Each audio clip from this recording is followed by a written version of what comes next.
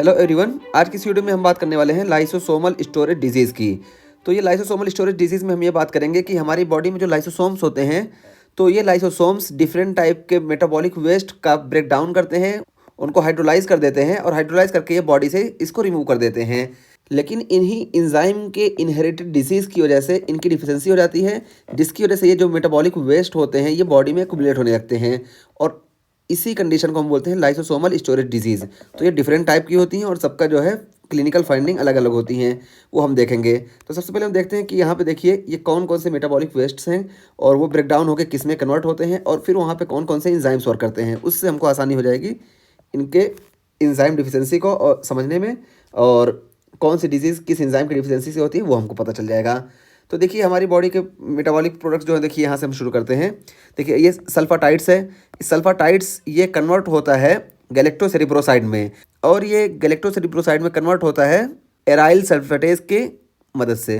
ठीक है, तो यहाँ पे एक एंजाइम वर्क करता है एराइल सल्फेटेज, जो सल्फाटाइड्स को कन्वर्ट करता है गैलेक्टोसेरिब्रोसाइड में, और फिर ये गैलेक्टोसेरिब्रोसाइड ये देखिए ये सेरामाइड में कन्वर्ट होता है। और ये यहाँ पे जो एंजाइम वर्क करता है इसका नाम है गैलेक्टोसेरिब्रोसाइडेज या गैलेक्टोसाइल सेरामाइडेज। तो ये दो नाम से जाना जाता है, एक ही एंजाइम है। और यहाँ वो भी उसमें मेन क्या होता है, बीटा गैलेक्टोसेरिब्रोसाइडेज। ठीक है, तो यहाँ पे बीटा गैलेक्टोसेरिब्रोसाइडेज वर्क करता है और इसको कन्वर्ट करता है सेरामाइड में। और फिर इधर से देखिए यहाँ पे देखिए ये GM1, ये GM1 क्या है, ग्लाइकोसाइड मोनोसियालो 1।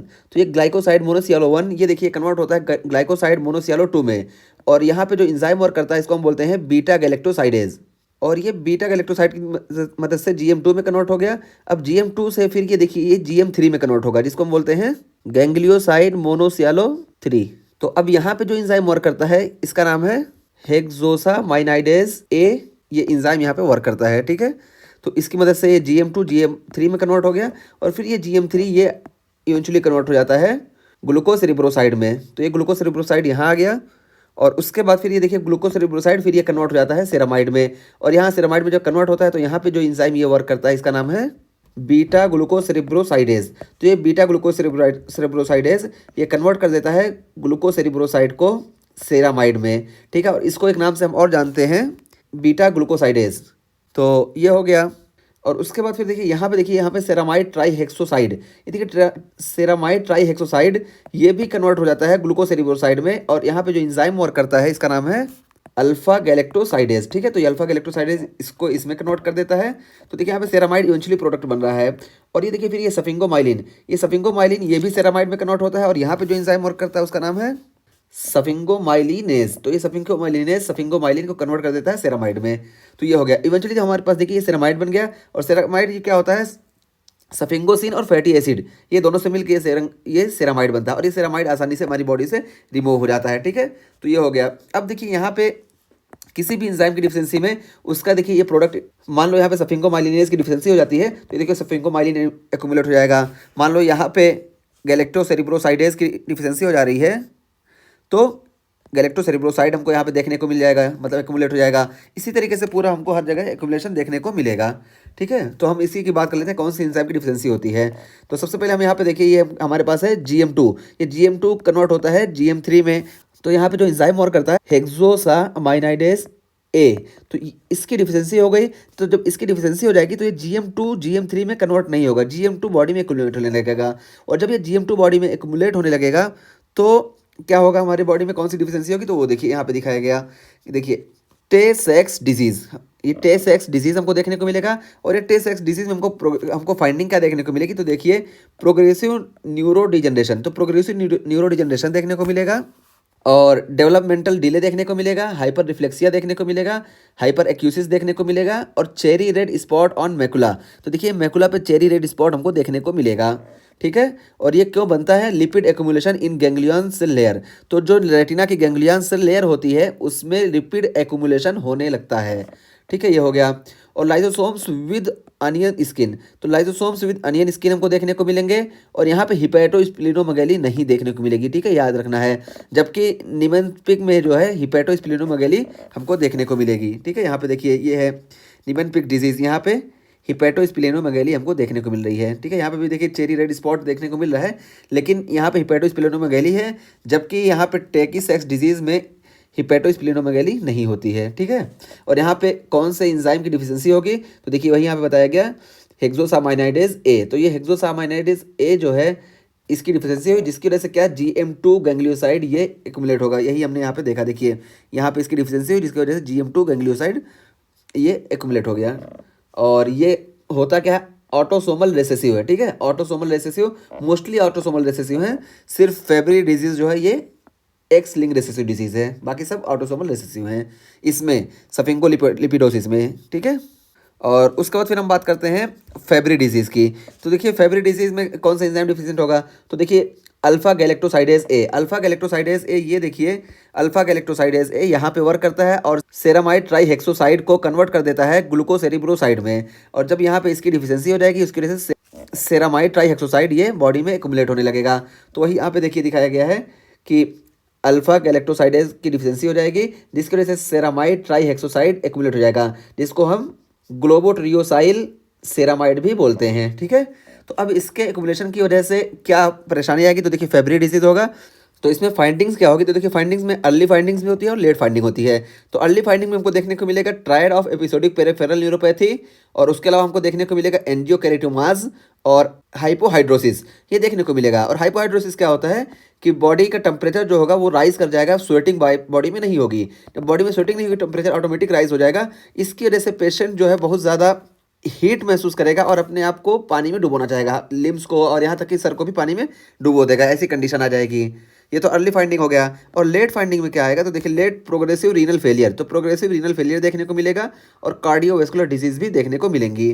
तो ये हो गया हमारा फेब्री डिजीज के बारे में। और फेब्री डिजीज में हमने देखा यहाँ पे देखिए एंजियोकेरेटोमास में, देखिए ये एंजियोकेरेटोमास है, ठीक है। और उसके बाद फिर हम बात करते हैं अगले एंजाइम की, एराइल सल्फाटेज की। तो एराइल सल्फाटेज देखिए यहाँ पे वर्क करता है एराइल सल्फाटेज, ये सल्फाटाइड्स को कन्वर्ट कर देता है गैलेक्टोसेरिब्रोसाइड में। तो जब यहाँ पे गैलेक्टोसेरिब्रोसाइड में इसको कन्वर्ट करेगा तो अगर इसकी डिफिशियंसी होगी तो ये सल्फाटाइड्स एक्युमुलेट हो जाएगा बॉडी में। तो यही यहाँ पे है, देखिए एराइल सल्फाटेज ए की डिफिशियंसी की वजह से सेरिब्रोसाइड सल्फेट बॉडी में एक्युमुलेट हो जाएगा, जिसकी वजह से देखिए ये सारी चीज़ें हमको देखने को मिलेंगी। और डिजीज़ क्या होगी, मेटाक्रोमैटिक ल्यूकोडिस्ट्रॉफी। तो ये मेटाक्रोमैटिक ल्यूकोडिस्ट्रॉफी जो है ये central and peripheral demyelination with ataxia dementia. तो देखिए इसमें क्लिनिकल फाइंडिंग में हमको देखने को मिलेगा कि सेंट्रल और पेरिफेरल डीमाइलिनेशन हो जाएगा और एटेक्सिया देखने को मिलेगा और डिमेंशिया देखने को मिलेगा, ठीक है। तो ये हो गया हमारा मेटाक्रोमैटिक ल्यूकोडिस्ट्रॉफी, और ये भी ऑटोसोमल रेसेसिव है जैसा कि हमने बात किया। सिर्फ यहाँ पे फेब्री डिजीज जो है यही एक है जो एक्स लिंक रेसेसिव है, वरना सारे ऑटोसोमल रेसेसिव हैं, ठीक है। और उसके बाद फिर यहाँ पे देखते हैं हम क्रेब डिजीज़ की। तो देखिए क्रेब डिजीज़ में यहाँ पे देखिए यहाँ पे ये गैलेक्टोसेरिब्रोसाइड, तो ये गैलेक्टोसेरिब्रोसाइड ये सेरामाइड में कन्वर्ट होता है विद द हेल्प ऑफ गैलेक्टोसेरिब्रोसाइडेज, या इसको गैलेक्टोसेरिब्रोसाइडेज को हम गैलेक्टोसाइल सिरामिडेज भी बोलते हैं। तो इसकी डिफिशियंसी हो गई, जब इसकी डिफिशियंसी हो जाएगी तो देखिए यहाँ पे ये गैलेक्टोसेरिब्रोसाइड एक्युमुलेट हो जाएगा बॉडी में। तो वही है कि यहाँ पे देखिए गैलेक्टोसेरिब्रोसाइड बॉडी में एक्युमुलेट हो गया या साइकोसिन एक्युमुलेट हो जाएगा। तो अब जब ये एक्युमुलेट हुआ तो उसकी वजह से क्रेब डिजीज़ हुई, और ये क्रेब डिजीज़ में देखिए पेरिफेरल न्यूरोपैथी देखने को मिलेगा ही।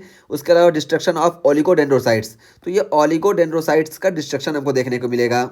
तो पेरिफेरल न्यूरोपैथी देखने को मिला ही, उसके अलावा देखिए ओलिगोडेंड्रोसाइड का अगर डिस्ट्रक्शन हो रहा है तो यानी सेंट्रल नर्वस सिस्टम में भी हमको प्रॉब्लम देखने को मिलेगी, क्योंकि ये ओलिगोडेंड्रोसाइड ये माइलिनेट करते हैं CNS के न्यूरॉन्स को।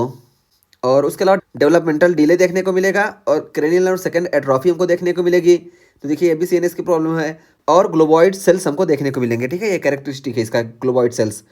तो ये हमने देख लिया क्रेब डिजीज़ के बारे में। और उसका फिर हम देखते हैं गाउचर डिजीज़। तो देखिए गाउचर डिजीज़ ये most common lysosomal storage disease है, ठीक है। तो गाउचर डिजीज़ ये मोस्ट कॉमन लाइसोसोमल डिजीज़ है। और यहाँ पे देखिए ये क्या है, यहाँ पे एंजाइम की डिफिशियंसी होगी। तो देखिए ये ग्लूकोसेरिब्रोसाइड ये जो है ये कन्वर्ट हो रहा था सेरामाइड में, लेकिन यहाँ पे जो एंजाइम वर्क कर रहा था ग्लूकोसेरिब्रोसाइडेज, या जिसको हम बीटा ग्लूकोसाइडोज भी बोलते हैं, तो ये एंजाइम जो डिफिशिएंट हो जाएगा तो उसकी वजह से बॉडी में ग्लूकोसेरिब्रोसाइड एक्युमुलेट हो जाएगा। और यही most common lysosomal storage disease है बॉडी में। तो देख लेते हैं। तो देखिए इसके बारे में क्या बताया गया कि गाउचर डिजीज़ जो है मोस्ट कॉमन है, और इसमें हिपेटोस्प्लीनोमेगेली देखने को मिलेगा, पैनसाइटोपिनिया देखने को मिलेगा, ऑस्टियोपोरोसिस देखने को मिलेगा, एवेस्कुलर नेक्रोसिस ऑफ फीमर, तो फीमर की एवेस्कुलर नेक्रोसिस देखने को मिलेगी, और बोन क्राइसिस भी देखने को मिलेगा, गाउचर सेल्स देखने को मिलेंगे, और ये गाउचर सेल्स होते क्या हैं, तो देखिए lipid latent macrophage resembling crumpled tissue paper. तो देखिए लिपिड लेटेंट मैक्रोफेज होंगे और वो दिखेंगे क्रम्पल टिश्यू पेपर की तरह। तो यहाँ पे देखिए यहाँ पे देखिए ये है हमारा गाउचर सेल्स। तो देखिए यहाँ पे क्रम्पल टिश्यू पेपर की तरह लिपिड लेटेंट मैक्रोफेज दिख रहे हैं। ठीक है, तो ये हो गया हमारा, ये इसकी फाइंडिंग है गाउचर डिजीज़ की। तो गाउचर डिजीज़ ये भी ऑटोसोमल रिसेसिव है, और यहाँ पे जो इंजाइम डिफिशिएंट होता है उसको हम बोलते हैं ग्लूकोसेरिब्रोसाइडेज या बीटा ग्लूकोसाइडेज। और इसके ट्रीटमेंट की बात की जाए तो वही ट्रीटमेंट है विद रिकॉम्बिनेंट ग्लूकोसेरिब्रोसाइडेज। तो रिकॉम्बिनेंट ग्लूकोसेरिब्रोसाइडेज हम यहाँ पे देंगे, उसकी वजह से इसकी जो डिफिशियंसी है उसको हम कम कर सकते हैं। और जब उसकी डिफिशियंसी कम होगी तो अपने आप ग्लूकोसेरिब्रोसाइड जो एक्यूमुलेट हुआ था वो अब बॉडी से रिमूव होने लगेगा। ठीक है, तो इसका ट्रीटमेंट हो गया गाउचर डिजीज़ का। और उसके अलावा फिर देखिए यहाँ पे नीमन पिक्स डिजीज़। तो देखिए नीमन पिक्स डिजीज़, ये देखिए यहाँ पे सफिंगोमाइलिनेज जो इंजाइम है, ये देखिए सफिंगोमाइलिनेज, यहाँ पे सफिंगोमाइलिनेज होता है और ये कन्वर्ट करता है सफिंगोमाइलिन को सेरामाइड में। तो इस सफिंगोमाइलिनेज की डिफिशियंसी हो जाती है, जिसकी वजह से ये सफिंगोमाइलिन एक्यूमुलेट हो जाता है बॉडी में। और उसकी वजह से क्लिनिकल फाइंडिंग जो हमको देखने को मिलती है वो क्या है, प्रोग्रेसिव न्यूरो डिजनरेशन, हिपेटोस्प्लिनोमेगैली और फॉर्म सेल्स हमको देखने को मिलेंगे। और फॉर्म सेल देखिए लिपिड लेटेंट मैक्रोफेज, तो लिपिड लेटेंट मैक्रोफेज में देखिए यहाँ पे फॉर्म सेल देखने को मिल रहे हैं। ठीक है, तो ये हो गया। और cherry red spot on macula, और मैकुला पे चेरी रेड स्पॉट देखने को मिलेगा। तो हमने पहले ही बात किया कि यहाँ पे cherry red spot on macula देखने को मिले, और उसके साथ साथ हिपेटोस्प्लिनोमेगैली है, तो ये उसका मतलब है कि ये निमनपिक्स डिजीज है। और अगर हिपेटोस्प्लिनोमेगैली नहीं है, उसके अलावा cherry red spot on macula देखने को मिल रहा है, तो इससे हमको ये समझना चाहिए कि ये टे सेक्स डिजीज है। ठीक है, ये हो गया। और अब यहाँ तक हमने कंप्लीट कर लिया सफिंगोलिपिडोसिस। तो सफिंगोलिपिडोसिस में हमने देख लिया कि यहाँ पे जो हमारे ये सारे प्रोडक्ट्स है सब, हाँ सफिंगोमाइलिन और ये सारे, तो ये सब बॉडी से रिमूव नहीं हो पाएंगे, सेरामाइड नहीं बन पाएंगे, इसकी वजह से बॉडी में डिजीज़ हो जाएगी। उसके अलावा लाइसोसोमल डिजीज़ और एक और टाइप की होती है जिसको हम बोलते हैं म्यूकोपॉलीसैकेराइडोसिस। तो ये म्यूकोपॉलीसैकेराइड